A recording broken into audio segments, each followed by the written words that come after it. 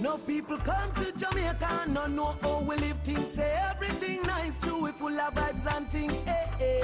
Them same one feel it to them heart when them get few understand the real thing. Yeah, me day at town one day, I par with a white man we come all the way from Norway. And him turn to me and say, how comes Jamaica full of so much screw face? Same time we're having a Caribbean chat, right? So, and as I said, CaribDirect, we've been going just over 2 years.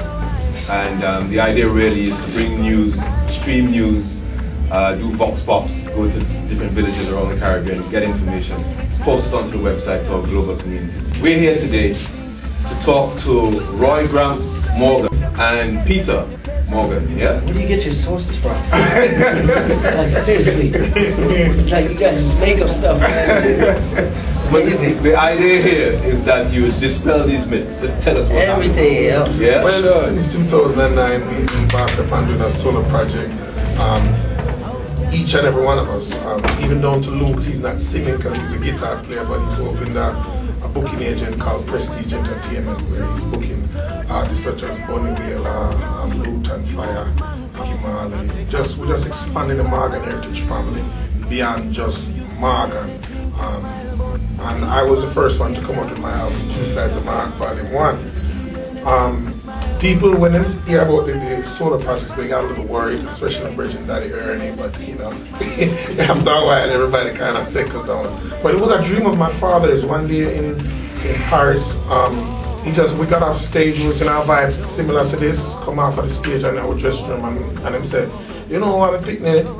You know, so one day when you all work on some solo project, and we look and say, no, Daddy, you're mad, heritage for life. And we couldn't see that at that time, but after getting so much things done and touring England over and over again, Europe, the Caribbean, America, the only place we never really toured was Africa. So that's why we still even make time now to tour Africa when a phone call comes to do a gig there.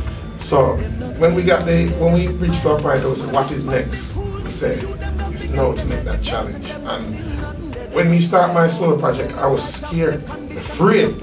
You know, for the first tour I did with Buju Banton, the Rasta God Soul tour, I couldn't even manage the 30 minutes performance. You know, and that's when I realized how great my brother Peetah was as a lead singer. I remember doing Margaret show and this man up there sing at the top of his voice 2 hours, 3 hours, and we couldn't manage 30 minutes by the Buju Banton tour.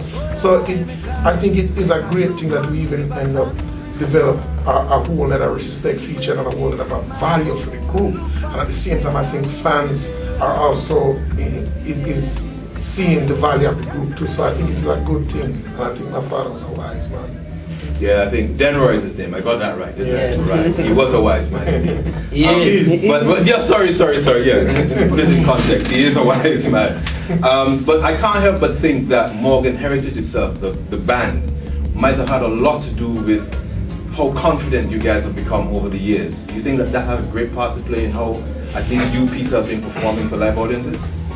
I mean, we've been doing it since we're kids. I mean, the more you do something, the more you become confident at it, or better at it.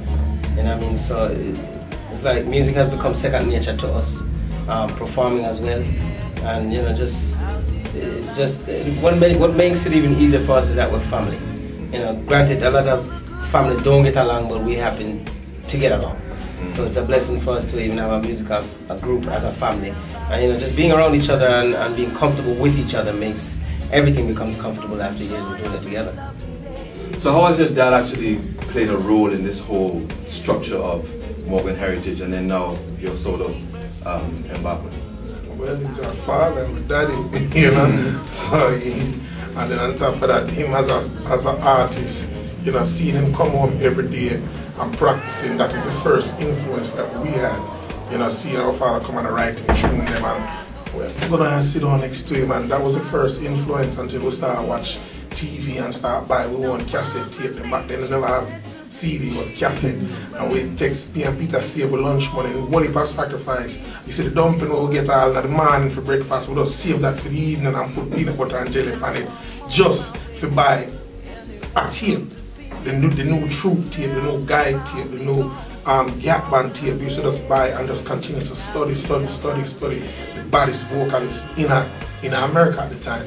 So it was a lot of sacrifice, but it's a vision of my father. Here's this man that have a whole heap of picnic, and it could have been pure criminal. But he said, boy, look at them youth I can do for music, you know, and make a reggae band in Morgan Heritage. So that was it, you know.